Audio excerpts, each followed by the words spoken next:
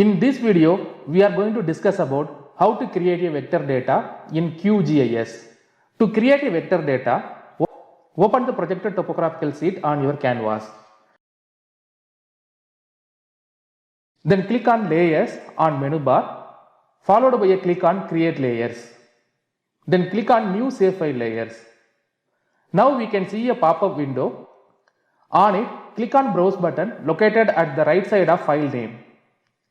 Go to the specific folder where you want to save your vector data. I am saving in the folder called Georeferencing on desktop, where I have saved my georeference and projected topographical sheet. I am giving imp_places as file name, as I am going to digitize important places on the topographical sheet using point vector data. Note that the file is saving in .shp format, which is save file format. Let the file encoding as default. Click on the drop down icon of geometry type. Here we can see point, multi-point, line and polygon. Click on point. Make sure additional dimension is none. Then select CRS button and type UTM43N on the filter. Now we can see phi coordinate system on the preferred CRS window. Among those, select WGS84/UTM zone 43 north, which is having EPSG code of 32643, which we have assigned for our topographical sheet. It is important to remember that all the data we use in single project should have same coordinate system. Now click on OK. Look at the new field. Here we are going to add the column name that should be added in our attribute table. As we are going to create a point on the important places, I would like to create a column in the name of place name. Thus, I type p_name. Why do I use p instead of place? It is recommended to have short, understandable name instead of having lengthy name, because only 10 letters are allowed to have as a column name. Why do I use underscore instead of space? Because creating column name with space may not be understandable by computer languages. Hence, in the place of space, I use underscore. Click on the drop down icon of type. Here we can see 4 options. The first one is text data. If you want to type alphabet or numbers with alphabet and special signs, we should use text. The next one is numbers, which allows to enter only whole numbers. For example, population data, which always be in full number like 10,000, 1,500 or 750. The third one is decimal numbers, which allows us to enter decimal numbers. For example, rainfall data 350.56 millimeter, 750.73 millimeter. The fourth one is date, which allows us to enter the date information like 13th day of 6th month 2020. In this case, we are going to enter name of the place. So we should select text. Look at the length. Here we have to mention the highest length of name we enter in the table. For example, if we mention 4 here, we cannot enter the name Hyderabad because the length of Hyderabad is longer than 4. I give length of name as 18, assuming that there may not be any name more than the length of 18. The precision is available only when we use decimal numbers to decide how many decimals should be in our attribute table. Click on Add to Field List. Immediately we can see the entered information is added in the field list. We can also see there is an ID information in the type of integer with the length of 10. It is a default column which is created by software itself. If you need this column, we can keep it, or else we can remove by selecting it followed by a click on remove field. Here I have added only one attribute column in the attribute table. If necessary, we can add several columns as per our need. We can also add or edit or delete columns in the attribute table in the later stage. Now click on OK on New Save File Layer window. Now we can see a point vector layer is added in the layer panel on top of the topographical sheet. See the name important places, which we have assigned at the time of saving vector data. The dot left side of name indicates type of data, which is point in this case. The checkbox in the left side of the data helps us to hide or unhide the data on canvas. As we have not created any data in important places, click on checkbox of Pro Image to understand how it works. Right click on important places and click on Open Attribute Table.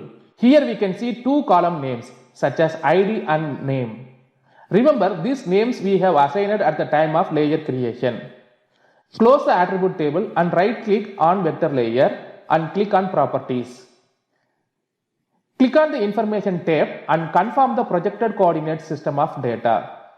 By seeing this, we can understand the coordinate reference system is EPGSG:32643-WGS84/UTM zone 43 north-projected.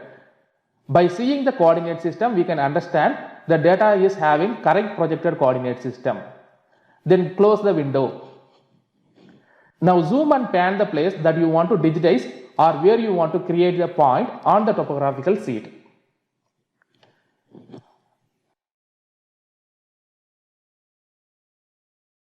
Now look at the tools at digitizing toolbar. Except angle editing tool, all other tools are hidden. These tools will be activated only when we activate toggle editing tool. To activate other tools and start digitize, click on toggle editing. If you don't have this toolbar, open it by right clicking on empty space of toolbar. Now we can see few tools activated. Click on add point features. Now we can see the cursor is turned into target symbol, which indicates we are ready to digitize. Left click on the place where we want to create point. Now we can see an attribute pop-up window. Enter the ID as 1 and enter the place name and click on OK.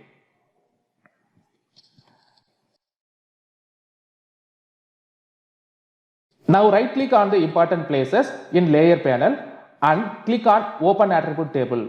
Now we can see the information that we have entered on the pop-up window. Close the attribute table and create few more points on the topographical sheet. Once you have created enough points, click on toggle editing icon and click on save on pop-up window to save the digitized points. To create line feature, click on layers, then click on create layer followed by a click on new save file layer.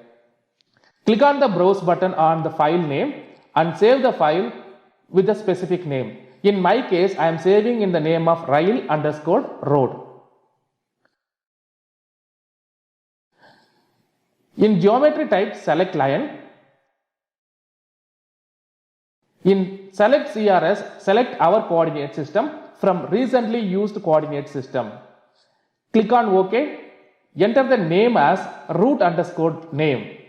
Type is going to be text data and the length is 80. Then click on add to field list and followed by a click on OK. Now we can see a new layer is added in our layer panel. Click on the railroad on layer panel and click on toggle editing. Now we can see that the tool which was add point features earlier turned as add line features. Now click on the point feature in layer panel and see the button. Now it is turned into point. It is clear that the digitizing button is changing based on the layer type we select in layer panel. Now click on railroad and click on toggle editing. Click on add line features and start to digitize railway road on the topographical sheet. Every single left click on the mouse creates a vertex. Keep moving by clicking left on your mouse. To move the image on the canvas, use the arrow keys on the keyboards. If you digitize wrongly and want to go back, click on backspace on the keyboard. Use wheel on the mouse to zoom or zoom out while digitizing.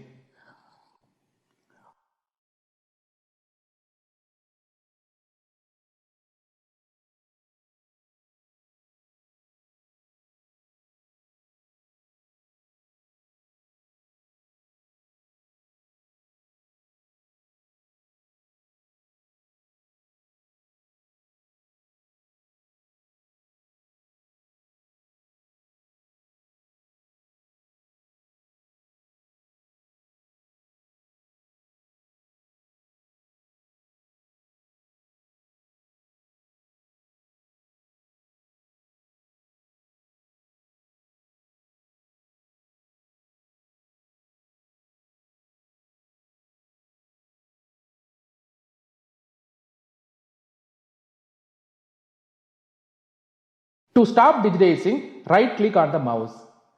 Enter the ID as 1 and enter root name as Sardar Sir to Ratankar.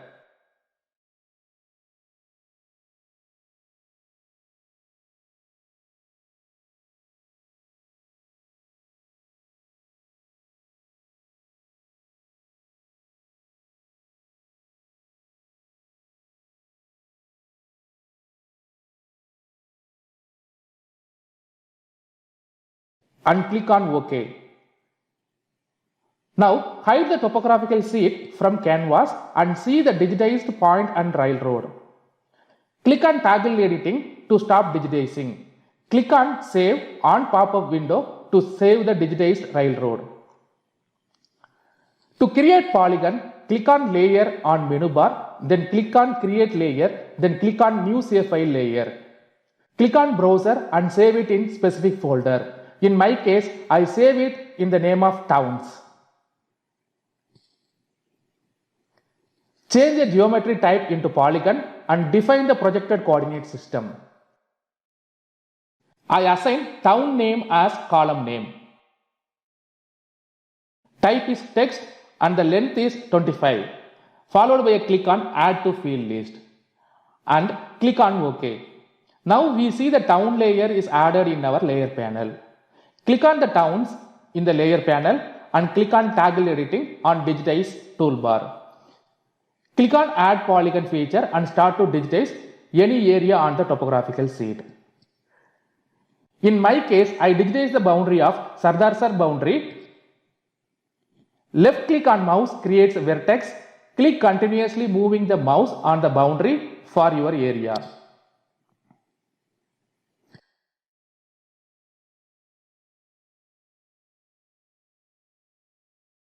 Once you have reached origin point, right click on mouse to stop digitizing. On the pop-up window, enter 1 as ID and name of the area in town name, followed by a click on OK. If you want to digitize other areas, use pan and zoom or zoom out to move to other areas.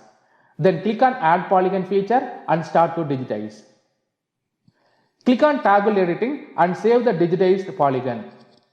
If you want to digitize point or line, click on the feature in Layer panel, followed by a click on Toggle Editing on Digitizer toolbar. Digitize as much as point, line and polygon on the topographical sheet and get familiar with the process of digitizing. Once you have finished the digitization, click on the project on menu bar and click on Save. In the pop-up window, select your folder and save with specific name. In my case, I save in the name of My First Project.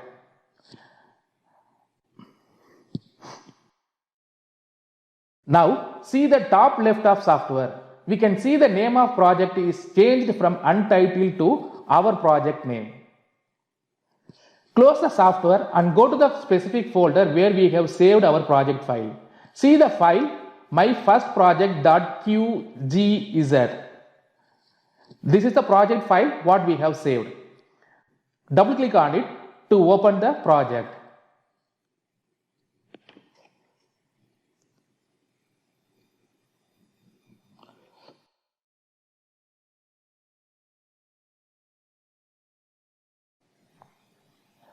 Digitize few polygons on your topographical sheet. I have digitized 4 polygons and given the name of towns in the attribute table. To see that, right click on towns on layer panel and click on open attribute table. We can see the columns with the name of ID and town name. If we want to add new columns, for example population of each towns, we can add, or if you want to delete any column from table, we can delete. Now we will add a column for the population of these towns. To add a new column, we have to use New Field tool on toolbar, but it is not activated now. To activate this tool, we have to click on Toggle Editing mode, then click on New Field tool. Now we can see a pop-up window on the screen. On the name field, write the column name. In this case, it is population. If you want to write any command on the column name, we can write on the command or else we can leave empty. Select the type as whole number as it is going to be population numbers. Define the length of your data. In this case, I give 8, followed by a click on OK. Now we can see a new column is added in the table. To enter the information in the cells, just double click on it and enter the numbers. The cells can be editable when toggle editing mode is activated. For the training purpose, I just type few random numbers in the population column as 2550, 1578, 3247 and 1498. Now click on toggle editing tool and click on save on the pop-up window. To delete a column, we should use delete field tool. Now it is not activated. To activate, click on toggle editing tool. Now we can see delete field tool is activated. Click on it. We can see a pop-up window. Select the field that we want to delete. In this case, I select population and click on OK. Now we can see the population column is deleted from attribute table. Click on toggle editing tool and click on save on pop-up window. Add few columns and delete it for your practice. Use the available tools on the toolbar and practice. We will discuss about few more important tools in the attribute table later.